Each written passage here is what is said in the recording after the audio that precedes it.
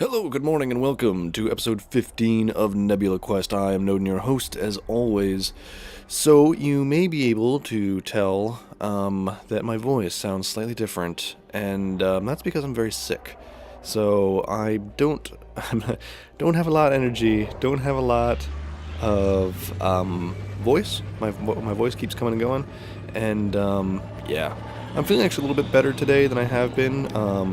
Actually, I had tweeted out earlier in the week that I wasn't actually even sure that I was going to get this episode out because I just really had no energy and to even record. I mean, 20 minutes, that's how long it takes to record this, but it does take a certain amount of energy to record something. Yeah, I wasn't sure I was going to make the cutoff, so I sent out a tweet saying, listen, no promises this is coming out, but here we are, and everything's going to be just fine and dandy. We are, of course, on our way to the Horsehead Nebula, and on the way we play our famous game, Space Car Bingo, where we try to get you into the game by giving away a copy of Elite Dangerous for every line that we complete in Space Car Bingo. So far we have completed no lines, but we are very close. If we can find a neutron star or an elite rank, we'll be giving away copies of the game. Oh wow, that's a very red dwarf. But lots of cool things we can still go hunting around for. Got some a couple of new astronomical objects. But for today, I have a statement prepared for today. I actually have topics. A topic for today, and it is this. I have mentioned a couple of times in some videos recently that I was trying to avoid early access games this year, and then, as many of you know, have failed fairly awesomely at that. Mostly the reason that I was avoiding them is that I have a number of them, and I'm really just kind of ready for just play games that are done, that are ready for me to play. There's nothing wrong with early access games. I actually really like early access games because you kind of get in on that ground level, but at a certain point after you play for so long, you're like, I'm just ready for this to be a full game. Like, when is this going to be, like I've gone as far as I can go now without waiting for more content or without spoiling the actual game for me. Plus, some of these games are in early access for a long time, and I don't think that it's the game developer's fault. I think that we don't realize how long it takes to properly develop a game, and as such, you get a game that's in development for a couple of years and in early access, and well, this game's still basically unplayable, but whatever. But anyway, so I wanted to go through. I created a list of early access games that I have just in my Steam library that I have played and playing, just ones that I currently have downloaded actually, that I mean to play at some point or another again. This, I don't think this is an exhaustive list. I think that there are probably some that I haven't listed.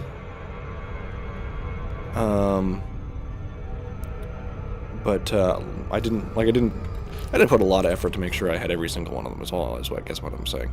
So let's start at the top of the list. We're going kind of alphabetical because that's how I have my Steam library organized. So the first one is 7 Days to Die. This is a fantastic game. It is a zombie survival game. You're doing lots of cool crafting, building of houses, modifying of houses. It's a lot... the building style is a lot like Minecraft in that you have sort of large square block things that you're placing, whatnot, like your walls are large square blocks and whatnot. But all the ground deforms in non-uniform ways, and it's actually really cool. I think it is, like I said, it is technically voxel based. but it's got some pretty fun mechanics to it. And then every 7 days or so, a large horde comes through, progressively larger horde as I understand it, comes through and tries to kill you. So you have 7 days to kind of get ready for, these waves, and there's zombies all around and stuff like that, and then nighttime is pretty crazy. It's a pretty fun game, I'm not gonna lie. I've actually been playing it a lot more just recently. The crafting system that they've got in there has got a really good depth, a really good balance to it so far, I think. More balance of depth. And it's coming along really well, I think, and I'm excited to see kind of what more they put into it. I don't know, it's really fun. It's a game you can play single player or multiplayer at the moment. They've just recently had an edition where they used to have one map that you played. Now they've got a randomly generated map. So that's pretty fun. So you don't know exactly what you're coming into, where you're spawning, and yeah, it's pretty good. It's sort of like, in many ways, I feel like it's an evolution of Minecraft, which is strange to say, because I mean this is more of a zombie game than just a straight out regular survival game, but I mean that's really what Minecraft really is, a survival game as well. It just has multiple kinds of mobs. This has multiple kinds of mobs. They just all happen to be different classes of zombie. It's very strange. I don't know. It actually is really similar to, and now that I think of it more and more, really similar to Minecraft, only in a slightly more realistic art style. I don't even know how you'd classify it. It's got a very low budget art style to it, but it's not like low budget like you feel bad about it. I don't know. It's a good game. Check it out. It's like I said, it's one that I've been playing a little bit more recently, and it's got a steep learning curve. It's one of those games where you play for half an hour, you don't only play half an hour, you play 10 minutes, you get killed, and then you spend half an hour on the wiki trying to learn something. You spend a lot of time on the wiki in that game, I'm not gonna lie, in the same way you did when you first started playing Minecraft, where it's like, okay, so my friend told me I have to punch trees, what do I do after that? And that's what the 7 Days to Die is exactly like that. So I get a lot of the same kind of feelings, I should say, from that. The next one on the list is DayZ. Yes, it is still in early access. Seriously, it has been a long. I think because we had it as the mod for so long for Arma 2, because we've been and then we've had like this, the standalone was launched, but as early access, and like we've just been sitting around for fucking ages, I think, sometimes for this game to be ever released. And I think most of us have just moved on, which is unfortunate because I think that DayZ still has a lot to offer. It's been a long time since I've played it. I'm not gonna, lie about that, but it has been a while. But mostly because I mean, they were doing updates, or they're doing server wipes and whatnot all the time, and I kept having to restart at the beach, so it's like I can't even do progressions, especially when you're only coming into a game now and again, say with a friend like our good friend Pat Rock. When we finally have time to play a game together, and we're like, oh, I've been in the mood to play some DayZ. Let's play some DayZ. Well, it's like, well, fuck, we gotta start all over again. So we're gonna spend half an hour trying to find each other and just getting a gun or whatever, and that can be a bit tiring. So that's one of those ones that I think we're both kind of waiting to be done. But it's going to be a while yet. Actually, I was just noticing they just made a couple of cool demonstrations for DayZ recently.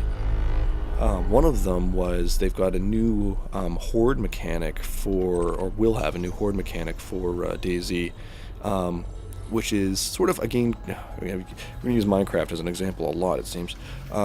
Like the zombie spawning mechanism in Minecraft now, where if you hit one or you get detected by one, kind of more of them spawn. This seems to be sort of like that. It's like a social zombie spawning attribute. There's a video for it, and I've got a link here, so I'll try to remember to post that in the description. Oh, goodness gracious. Burpee. And, oh, if it's a video... Oh, no, it's not a video. It's going to the website. Damn. I'm like, oh, we could just do annotation right in the video. Oh, no, we can't. Damn. Oh. Anyways, let's back off from this guy so we don't fall out of frame shift. Perfect. But it shows, kind of shows the example, and it's pretty early, obviously early in his development. I understand that they've got crafting in there now. I understand that they've got, what else do they have in there that they're working on? I don't remember. I don't actually remember. But it is under development. Like I said, I haven't played it in a long time, but it's one of those ones where it's like, really, it's still under development? Like, I thought we just had this game and forgot about it already. But apparently we're still waiting for the game and have forgotten about it already. And that's the real tragedy of it. I gotta get Edmund. I gotta get Edmund to tune up. I think Edmund is misbehaving. All right. Next game on the list is The Forest. This is a fantastic game. A lot of survival games in my early access thing. Now that I'm looking through the list, I'm like, wow, these are all survival games. So this is a survival game. No zombies. There are zombie-like humans. I guess they're cannibals. I'm gonna say that they're cannibals. I don't really know what they're supposed to be. They're scary, murderous, a scary, murderous population that dwells in caves and kills you. But same sort of thing. You're in a plane crash, and you've landed in this mysterious forest habited by these murderous bastards who, wear very little clothing, and you build and craft and whatnot to survive, and it is very fun. Pat and I played this a bit on the channel. We've played it a bit on our own, not being taped. It's one that's still pretty early in its development and still has a lot of, I think, game functionality that we're kind of waiting on. But it's also damn fun to play around in. But similarly, it's one where I don't know. The saves don't seem to always work, and kind of the housing is a little bit buggy. I mean, it is, like I say, it's very early access. We're still bringing it into being, bringing it into itself as a full game, but it's definitely one to keep track of. And then I'm kind of just waiting for a few more things to get added. The last update, which I haven't played yet, apparently brought in some performance improvements. It brought in underwater diving, which is cool. All they had was really shallow water that you could just... Oh no, was it deeper? It was deeper. But you couldn't dive underneath it. Pat and I had to jump off of a rock, I recall, to get below so we could pick up our logs that were in our pond. So there's also like an oxygen rebreather thing that you can now find, I assume. I don't know where that's coming from, actually. Also brings in thirst mechanics, so we've got more. You must eat, you must now also drink, and temperature cold survival is now a thing, which that apparently happened in a previous update, which I also haven't played since. But that's a common, one of those. It's actually sort of a more common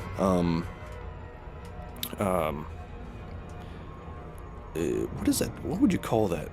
Threat, I suppose. Survival check in many of these survival games is temperature, and so cold is now a factor in this. We're gonna cough 1 second. Oh goodness!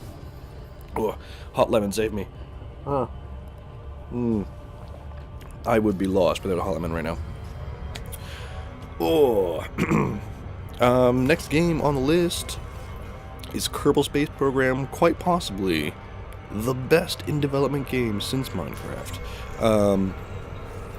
This is one of those games, and it's been in development for ages as well now as well, but you don't mind it as much, and I don't know why that is. I think because it is already in such a high state, and the gameplay that they gave us so early on was in such a high state that you had so much you could do with those few things that you were given so early, that you really had like a lot that you could really do early on. And some actually may say that because of that, it's a bit stagnant now. They brought in the career mode and different things like that. But a lot of the things that, are in the career mode or whatever are stuff that you've already done. So it's just like you're handicapping yourself for the sake of handicapping yourself more than you are to say, well, I want to do things legit now. You've already done all these things, so you just now have to do it, with a handicap. Which, I mean, is good, and, it's fine, and that's certainly when you're bringing in new players. And I will say, the way they have the career system set up to bring in new players and get them up to speed is really well structured, I think. So you really kind of have to work through the development steps of creating, rockets and things like that. And I definitely suggest easier game modes if you're newer players, because things like money and whatnot will become an issue if you're constantly just smashing rockets against the Earth. So Kerbal Space Program, because I didn't actually mention what it is not a survival game. Amazingly, I know. It is a, I don't know what you would call it. It's a construction, development, exploration, taking heat damage. Science game. Let's back off from this thing. Oh, apparently, yeah, see, we just drifted like crazy into that thing, too. Warning, taking heat damage. Alright, let's go. Come on, back it up.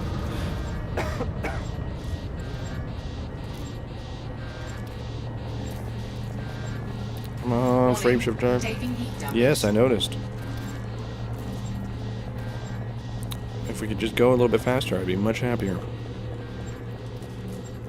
And if the frame shift drive would... Alright, under 100%.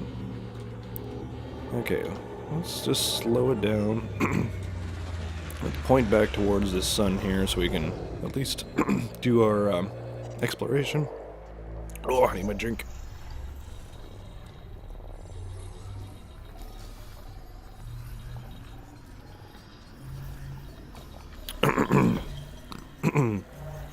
Oh, yes. Anyway, so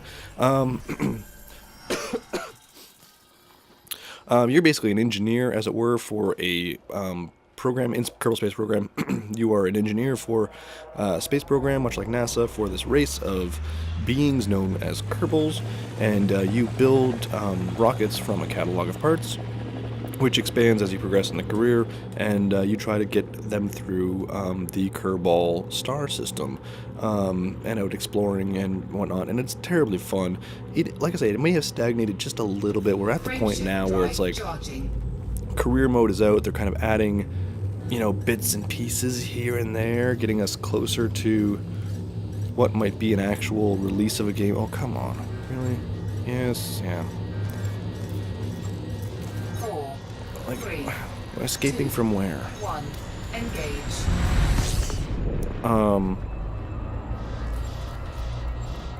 It's just gonna be all warning lights all day. Taking heat damage. Yeah, I'm not surprised.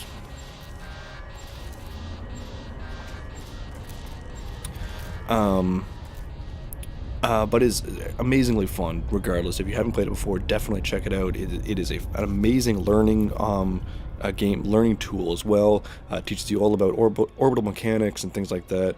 So you get a much better idea of how space flight actually works. It's not like this. It's not like point at something and go there. There's a lot of thinking that has to go involved, and this teaches it to you. Well, it provides a mechanism from which you can teach yourself these concepts, and it's very cool as a physics learning tool. I haven't played it for a little while. I'm really waiting for this to come out as the final release before I go on. Mostly, like I say, because they have the career mode now, and I'm not super interested in being, thrown back and forth between having to start a new career when they do new build or modify things and whatnot. And I don't want to restart a career once I've started one, so I'm just waiting for the release on it. But it's a fantastic game and definitely worth the time and money to grab that one, because it's, like I say, probably probably the best in development game since Minecraft. One of the best games I've ever played, period. And it's still being built, like it's still being made. So I think that says a lot about the game and a lot about the developers, who are fantastic people and definitely worth supporting. I'm actually gonna stop talking about. We're just gonna pop into the next system, and we'll call it an episode. I still have half my list here to go, but there's a joke in the list here, and I'd spoil it if I talk about the next thing. So we're just going to continue on, just a little bit. Oh goodness, yeah, not feeling well. Not barely made it through this. Not easy to talk for. Like, it's one of those strange things, actually. I had this conversation the other day with my dad, of all people, because he's been watching a couple of streamers recently on Twitch, and I was telling him about just a couple of people that I know who do like 8-hour Twitch streams like every day, and like I don't know how they do that, because honestly I'm good for about 2 hours or 3 kind of max at the moment a day, and that's when my stamina just drops. I got nothing. If I'm just doing it alone, I should say. If I've got other people, it's a little bit easier because you can kind of bounce off things. But there's a lot of and it's not like physical stamina, and because obviously, I mean, you're just sitting playing a video game and talking, though your voice, you do kind of lose your voice, but mostly it's about let's drop out of frame shift here. And mostly it's about mental stamina, which doesn't seem like much because you're just sitting here playing a video game and talking. But there's concentrating on the game, concentrating on what you're talking about, or trying to concentrate on these things and trying to make it entertaining and fun. And that is not always possible, and it's not always work. So, as today is an example of. But yeah, so I'm going to call it today an episode for today. There we go. And I apologize for my voice. Like I say, it does sound pretty crap. Or maybe it sounds pretty sexy. Either way, I apologize for the discomfort that it has given you. I will see you guys next time. And until then, ciao, love you.